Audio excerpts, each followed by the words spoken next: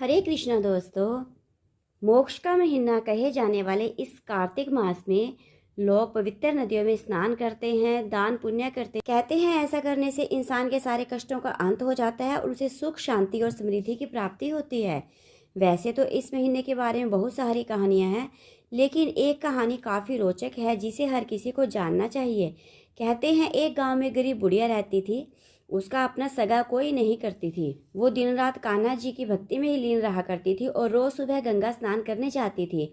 उस निर्धन बुढ़िया की भक्ति से भगवान कृष्ण बहुत ज्यादा खुश थे और वो खुद उसकी कुटिया की खिड़की पर एक कटोरे में खिचड़ी रखकर रोज चले जाते थे, जिसे कि वह बुढ़िया नहाकर आने के बाद खा लेती थी। बरसों तक ये सिलसिला चलता रहा, लेकिन उसके पड़ोसन को इस बात की काफी जलन थी। एक दिन जब बुढ़िया नहाने गई थी और कृष्ण जी उसके घर की खिड़की पर खिचड़ी रख कर गए, तो वो दुष्ट पड़ोसन ने वो खिचड़ी का कटोरा घर के पिछवाड़े फेंक दिया। जब गंगा स्नान के बाद बुढ़िया घर लौटी तो उसे वहां कटोरा नहीं मिला। बुढ़िया बहुत दुखी हुई और भूखी ही रह गई। पड़ोसन से यह सब देखकर बहुत खुश हुई, लेकिन जहां उसने खिचड़ी फेंकी थी वहां पर एक पौधा उगाया और उसमें दो सुंदर फूल खिल गए, जिसकी सुगंध काफी अलग थी। एक बार राजा उधर से गुजर रहे थे तो उन्हें वो सुगंध काफी अच्छी लगी। वे दोनों फूल तोड़कर रानी के लिए ले आए, जिसे सूंघते ही रानी गर्भवती हो गई और उन्होंने 9 महीने के बाद 2 जुड़वा बच्चों को जन्म दिया।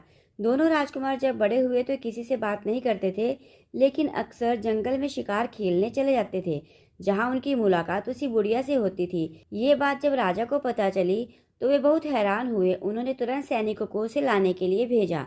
दरबार में जब वो बूढ़ी महिला पहुंची तो राजा ने पूछा कि मेरे दोनों बेटे किसी से बात नहीं करते हैं, लेकिन आपसे बात करते हैं, क्यों और कैसे?